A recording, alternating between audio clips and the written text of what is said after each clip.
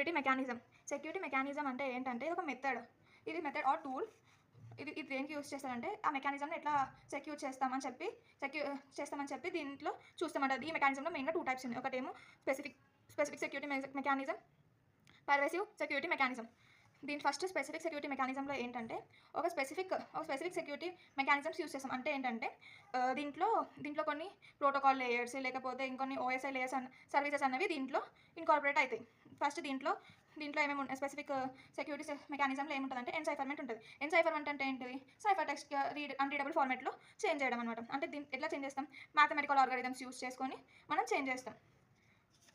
Mathematical algorithms, substitution recoveries, ఇంకా encryption keys use చేసుకొని మనం ఆ డేటా అన్నది అన్రీడబుల్ ఫార్మాట్లోకి చేంజ్ చేస్తాం. దాన్ని ఎన్సైఫర్మెంట్ అంటారు. తర్వాత డిజిటల్ సిగ్నేచర్ అంటే data appends to the cryptographic transformation of the data unit, all the recipients of the data unit and protect against the forgery. ఎటువంటి ఫోర్జరీ కాకుండా చూస్తారనమాట దీంట్లో డేటా సిగ్నేచర్స్లో. తర్వాత యాక్సెస్ కంట్రోల్ అంటే తెలిసింది, అందరికీ యాక్సెస్ ఇవ్వకుండా ఓన్లీ లిమిటెడ్ మందికి యాక్సెస్ ఇవ్వడానికి యాక్సెస్ కంట్రోల్ అంటారు. డేటా ఇంటిగ్రిటీ అంటే ఏంటంటే సెండర్ మీకు ఏదైతే పంపించిందో మీకు వచ్చిన తర్వాత కూడా సేమ్ అదే మెసేజ్ ఉండాలి, మధ్య ఎటువంటి మోడిఫికేషన్స్ కావద్దు. దాన్ని డేటా ఇంటిగ్రిటీ అంటారు. తర్వాత అథెంటికేషన్ ఎక్స్చేంజ్ అంటే ఏంటంటే ఒకరి నుంచి ఒకరికి కీ ఎక్స్చేంజ్ అన్నప్పుడు ఒకరి నుంచి ఇంకొకరికి ఈజీగా కీ అనేది ఎక్స్చేంజ్ చేసుకోవచ్చు అని. తర్వాత ట్రాఫిక్ ప్యాడింగ్ అంటే దీంట్లో అంటే అటాకర్కి అర్థం కాకుండా దీంట్లో ఇన్సర్ట్ బిట్స్ ఇంటూ గ్యాప్స్, అంటే ఎవరైతే అటాకర్ ఉంటారో వాళ్ళకి అర్థం కాకుండా డేటా అన్నది మనం ట్రాఫిక్ ప్యాడింగ్ ద్వారా మనం ఆ విధంగా చేంజ్ చేస్తాం. తర్వాత రౌటింగ్ కంట్రోల్ అంటే ఇది మొత్తం రౌటింగ్ కంట్రోల్ చేస్తాం, ఏ రౌటర్ నుంచి డేటా అనేది సేఫ్గా మనకి సెండర్ నుంచి రిసీవర్కి వెళ్ళాలని చెప్పి.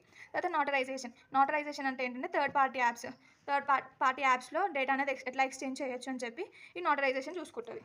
తర్వాత అవేమో స్పెసిఫిక్ సెక్యూరిటీ మెకానిజమ్స్. ఇప్పుడు ప్యారల్ సెక్యూరిటీ మెకానిజం అంటే నార్మల్ కంప్యూటర్స్లో ఏముంటాయని చెప్పి చూస్తాం. దీంట్లో ఎటువంటి OSI security layers, protocol layers ఎట్లాంటివి యూస్ చేయరు. దీంట్లో ఏమేమి ఉంటాయంటే trusted functions, security labels, event detection, security audit trail, security recovery.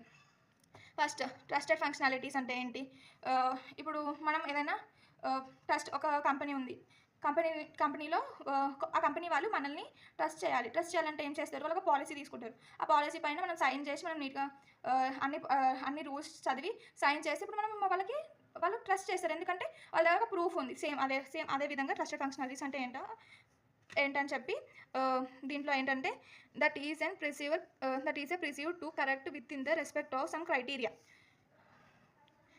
తర్వాత సెక్యూరిటీ లేబుల్ అంటే ఏంటంటే మార్కెట్ వాళ్ళదే అని చెప్పి తెలవడానికి వాళ్ళదే అని చెప్పి చూడడానికి సెక్యూరిటీ లేబుల్స్ అనేవి యూస్ చేస్తారు. ఈవెంట్ డిటెక్షన్ అంటే ఎక్కడైతే ఫ్లాస్ ఏమైనా చూసుకోవడానికి ఈవెంట్ డిటెక్షన్ అనేది హెల్ప్ చేస్తుంది. సెక్యూరిటీ ఆడిట్ ట్రయల్ అంటే ఏంటంటే ఫస్ట్ సెక్యూరిటీ ట్రయల్ అంటే ఏంటిది, మొత్తం అంతా కవర్ చేస్తుంది, అంటే సెక్యూర్గా ఉంచుతుంది. ఇప్పుడు ఈ ఆడిట్ అంటే ఏంటంటే అన్ని రికార్డ్స్ని అన్నింటినీ కరెక్ట్గా మెయింటైన్ చేసి ఎగ్జామిన్ చేస్తూ అన్నీ నీట్గా చూసుకుంటుంది. తర్వాత సెక్యూరిటీ రికవరీ అంటే ఏంటంటే ఒకవేళ ఏదైనా రిక్వెస్ట్ వచ్చింది మెషిన్కి, దానివల్ల మొత్తం అంతా క్రాష్ అయింది, మళ్ళీ తర్వాత మనకు సెక్యూరిటీ అన్నది దాంట్లో ముందున్న డేటా అన్నది కావాలి, అప్పుడు దీని నుంచి మనం అంతా రికవర్ చేసుకోవచ్చు. దాన్ని event handling, management functions and takes the recovery actions. ఇది సెక్యూరిటీ మెకానిజమ్స్. Thank you.